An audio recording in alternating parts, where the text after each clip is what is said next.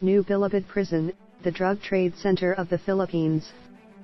High-profile inmates and drug lords paid then Justice Secretary Leila de Lima millions of pesos to allow them to bring in illegal drugs and other contraband items inside the New Bilibid prison, witnesses told a House probe.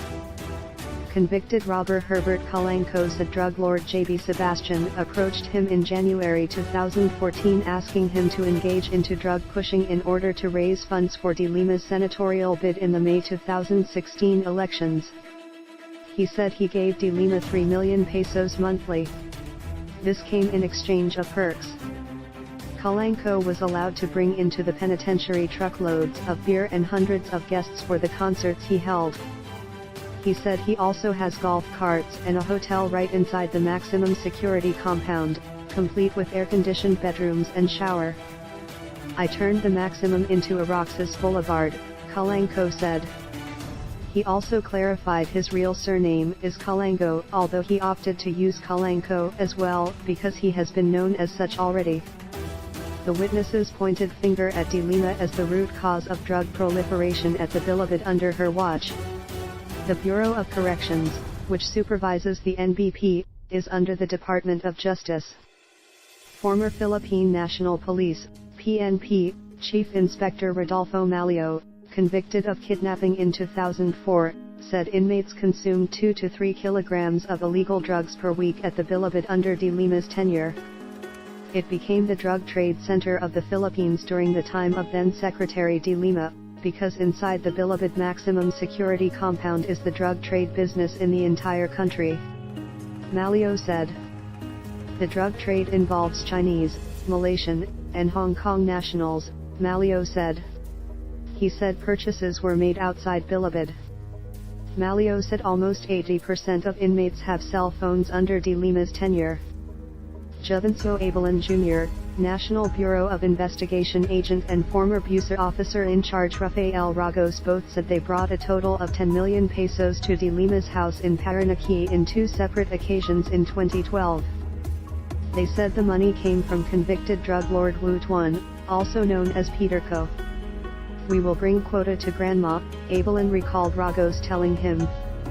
He said Lola is a term for their superior, then Justice Secretary de Lima. Upon reaching the de Lima's house during the first transaction, Dian got the black bag containing 5 million and handed it over to his boss, who was wearing a duster, they said.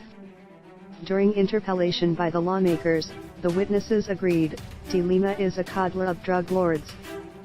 Malio also said Ronnie Dian, de Lima's security guard and purported lover, asked him and other convicts 50,000 pesos per week to help support de Lima's expenses at the DOJ.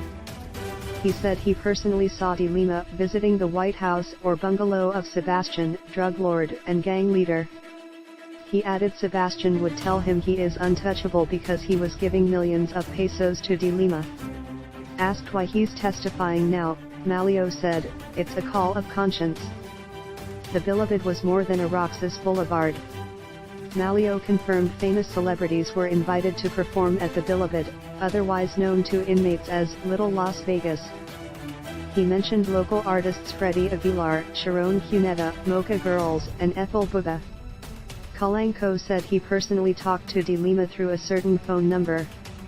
When Congresswoman Gwen Garcia tried dialing the number, she was surprised to see that the number is saved in her contacts list as de Lima's. It is now out of reach as of press time. In a statement, de Lima condemned the sheer indecency and foulness of publicly disclosing her contact details and home address. As of 8:00 p.m. tonight, I have been bombarded by text messages, numbering almost 2,000, and phone calls from unknown persons, threatening me, harassing me, calling me the vilest of names, de Lima said. They have victimized me over and over again, and just when I thought I could not feel more betrayed, they have once again proven that I have underestimated their audacity and evilness, she added. In a privileged speech, de Lima dismissed all the witnesses' claims against her. She also said Special Action Force, SAF, personnel are intimidating and possibly torturing Bilibid prisoners to fabricate testimonies against her.